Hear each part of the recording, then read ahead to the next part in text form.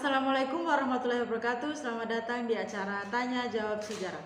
Perkenalkan, saya Fitriani Sesreti akan memandu acara pada hari ini. Acara ini telah menyiapkan topik dan pertanyaan yang akan dijawab atau dibahas oleh para narasumber kita. Sebelum masuk ke diskusi, alangkah baiknya kita perkenalkan dulu narasumber kita. Perkenalkan, nama saya Tantri Melinda. Saya Hindu Purwanti. Saya Abdurrahman Hamdani. Saya Jafar Rayyan Rahidin. Saya Sulitari. Dan saya Lewati Maskuha. Baik, itulah para narasumber kita. Kemudian topik pembahasan kita kali ini yaitu keadaan politik pada masa liberal. Sebelum masuk ke keadaan politiknya, kita harus tahu apa itu demokrasi liberal. Mungkin kita akan mendengarkan penjelasan dari Saudara Jaka.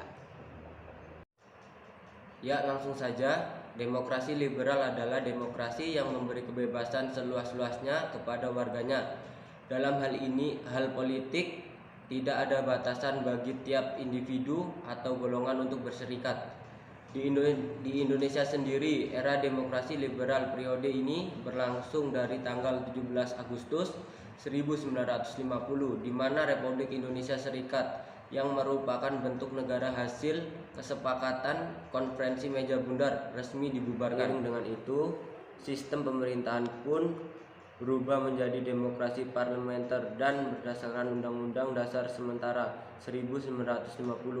Periode ini berakhir pada tanggal 5 Juli 1959 saat keluarnya dekret presiden dan awal dimulainya demokrasi terpimpin. Demikianlah penjelasan dari saya. Saya kembalikan ke pemandu acara. Baik, terima kasih untuk Saudara Jaka. Untuk yang lain ada tambahan? Baik, kita akan masuk ke keadaan politiknya. Berbicara tentang politik tentu berhubungan tentang partai politik. Mungkin ada yang mau menjelaskan tentang kondisi partai politik pada demokrasi liberal. Baik, saya akan menjelaskan tentang kondisi partai pada masa demokrasi liberal. Sistem kepartaian yang dianut pada masa demokrasi liberal adalah multipartai. Sistem kepartaian ini diawali sejak lama ketika Presiden Soekarno mendirikan PNI, kemudian diikuti dengan keputusan Wakil Presiden Muhammad Hatta mengesahkan 10 partai diantaranya seperti Masyumi, PNI, PSI, PKI, PBI, PRJ, Parkindo, PRS, Permai, PKRI. Pembentukan partai politik ini menurut Muhammad Hatta agar memudahkan dalam mengontrol perjuangan lebih lanjut. Walaupun pada kenyataannya partai-partai politik tersebut cenderung untuk memperjuangkan kepentingan golongan daripada kepentingan nasional. Partai-partai politik yang tidak memegang jabatan dalam kabinet dan tidak memegang peranan penting dalam parlemen sering melakukan oposisi yang kurang sehat dan berusaha menjatuhkan partai politik yang memerintah. Hal ini yang menyebabkan pada era ini sering terjadi pergantian kabinet tidak berumur panjang sehingga program-programnya tidak bisa berjalan sebagaimana mestinya. Baik, saya akan menjelaskan tentang kondisi kabinet pada masa demokrasi liberal. Pada masa demokrasi liberal, Indonesia menjalankan sistem pemerintahan parlementer atau pemerintahan dipimpin oleh seorang Perdana Menteri, sementara Presiden berkedudukan sebagai kepala negara. Pada saat itu, selama kurang lebih 9 tahun, masa demokrasi parlementer atau demokrasi liberal, Indonesia mengalami pergantian kabinet selama 7 kali. Dampak yang ditimbulkan akibat pergantian kabinet pada masa demokrasi liberal sebagai berikut. Yang pertama, setiap kabinet hampir tidak sempat menjalankan program yang direncanakan. Yang kedua, kepercayaan rakyat terhadap pemerintah semakin memudar. Yang ketiga, kondisi negara menjadi tidak stabil karena pergolakan sosial politik di berbagai daerah belum sempat tertangani sepenuhnya. Ya, itu saja penyampaian dari saya. Saya kembalikan ke pemandu acara. Baik, terima kasih atas penjelasannya. Setelah mendengar penjelasan dari Saudari Rini, mungkin kita harus mengetahui tentang para kabinet pada demokrasi liberal. Kita bisa mendengarkan penjelasan dari Saudari Lala dan Saudari Tantri Melinda. Baik, saya akan menjelaskan 4 kabinet dari 7 kabinet, yaitu yang pertama Kabinet Nasir pada 7 September 1950 sampai dengan Maret 1951. Kabinet Nasir yang diusung oleh partai inti, yaitu Partai Masyumi. Pada Kabinet Nasir tidak berlangsung lama karena adanya masa pembubaran dan pembekuan DPR. Ada juga yang menyebabkan terjadinya Kabinet Nasir ini jatuh karena banyaknya pengeluaran undang-undang darurat yang kemudian mendapat banyak sekali kritikan dari partai oposisi. Kemudian selanjutnya Kabinet Sukiman April 1951 sampai dengan Februari 1952. Kabinet Sukiman merupakan koalisi Masyumi dan PNI Partai Nasional Indonesia.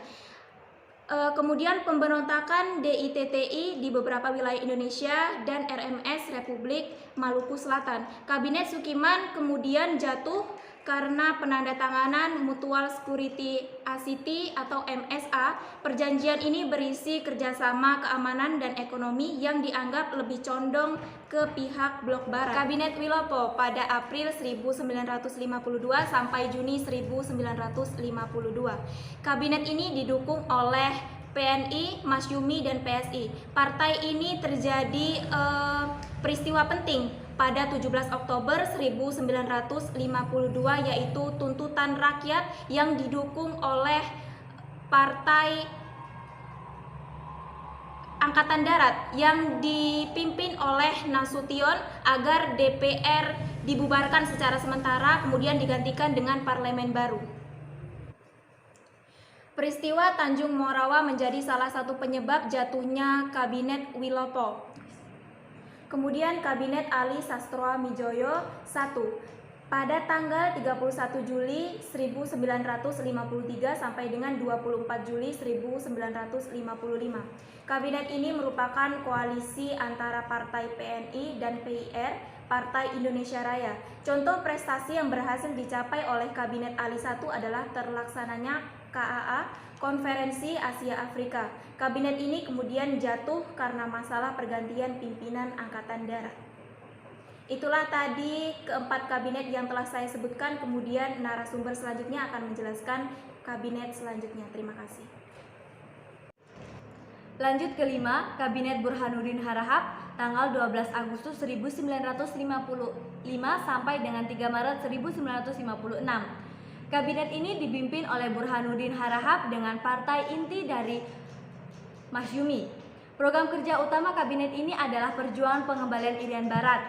Penyelenggaraan pemilu pertama pada tahun 1955 adalah salah satu pencapaian atau keberhasilan yang diraih oleh Kabinet Burhanuddin Harahap. Kemudian karena terjadi beberapa mutasi di kementerian, maka pada tanggal 3 Maret 1955 Burhanuddin Harahap ini menyerahkan mandatnya. Selanjutnya Kabinet Ali Sastroamidjojo 2 Maret 1956 sampai dengan Maret 1957. Ali Sastroamidjojo dipercaya untuk memimpin program kerja kabinet ini, misalnya perjuangan pengembalian Irian Barat. Kemudian Kabinet Ali 2 jatuh karena munculnya semangat anti Cina dan kekacauan di daerah-daerah sehingga menyebabkan kabinet goyah. Akhirnya pada bulan Maret 1957 Ali Sastroamidjojo kembali menyerahkan kabinetnya. Kemudian yang terakhir Kabinet Juanda Maret 1957 sampai dengan Juli 1959. Kabinet Juanda juga sering disebut Jaken Kabinet karena para menterinya merupakan ahli di bidangnya masing-masing. Prestasi atau keberhasilan yang dari Kabinet Juanda adalah berhasil menetapkan batas wilayah Indonesia menjadi 12 mil laut. Ketetapan ini dikenal sebagai Deklarasi Juanda. Pada saat Presiden Soekarno mengeluarkan Dekret Presiden 5 Juli 1959 menjadi akhir dari Kabinet Juanda. Itulah tadi penyampaian yang dapat saya sampaikan. Selebihnya saya kembalikan ke pemandu acara. Terima kasih, seperti itulah keadaan dari pemerintah pada masa demokrasi liberal. Mulai dari Kabinet Nasir sampai berakhir di Kabinet Juanda. Kita mendengar terjadinya ada pemilihan umum yang pertama kalinya. Di sini mungkin kita mendengarkan penjelasan mengenai pemilu ini dari Saudara Abdurrahman. Kepada saudara saya persilahkan. Baik, di sini saya akan menjelaskan tentang pemilihan umum 1955. Pelaksanaan pemilihan umum ini bertujuan untuk memilih wakil-wakil rakyat yang akan duduk di parlemen dan juga Dewan Konstituante atau badan pembuat undang-undang dasar. Pemilihan umum ini diikuti oleh partai-partai politik yang ada serta oleh kelompok perorangan. Pemilihan umum ini sebenarnya sudah dirancang sejak Kabinet Ali Sastromijoyo I, namun tidak dilaksanakan karena Kabinet Ali I jatuh. Jadi pemilihan umum ini baru dilaksanakan pada Kabinet Burhanuddin Harahap. Keberhasilan penyelenggaraan pemilihan umum ini menandakan telah berjalannya demokrasi di kalangan masyarakat. Rakyat telah menggunakan hak pilihnya untuk memilih wakil-wakil mereka. Banyak kalangan yang menilai bahwa pemilihan umum 1955 merupakan pemilihan umum yang paling demokratis yang telah dijalankan di Indonesia. Urutan pemilihan suara terbanyak yaitu yang pertama adalah Partai PNI, kemudian Masyumi, Nahdlatul Ulama, kemudian PKI. Saya akan menjelaskan sedikit tentang Dewan Konstituante yang telah dibentuk. Walaupun sudah berhasil terpilih pada pemilihan umum, sidang Dewan Konstituante yang berlangsung sejak 1956 tidak menghasilkan apa yang diamanatkan oleh Undang-Undang Dasar 1950, sehingga Presiden Soekarno mengeluarkan dekret Presiden 5 Juli 1959 dan mengawali demokrasi terpimpin di Indonesia. Itulah penjelasan yang dapat saya sampaikan. Saya kembalikan kepada pemandu acara. Baik, itulah penjelasan tentang keadaan politik pada masa demokrasi liberal. Terima kasih kepada para bintang tamu kita dan terima kasih kepada yang sudah menonton. Saya bersama para bintang tamu dan kru mengucapkan mohon maaf bila ada kesalahan dan pamit undur diri. Wassalamualaikum warahmatullahi wabarakatuh.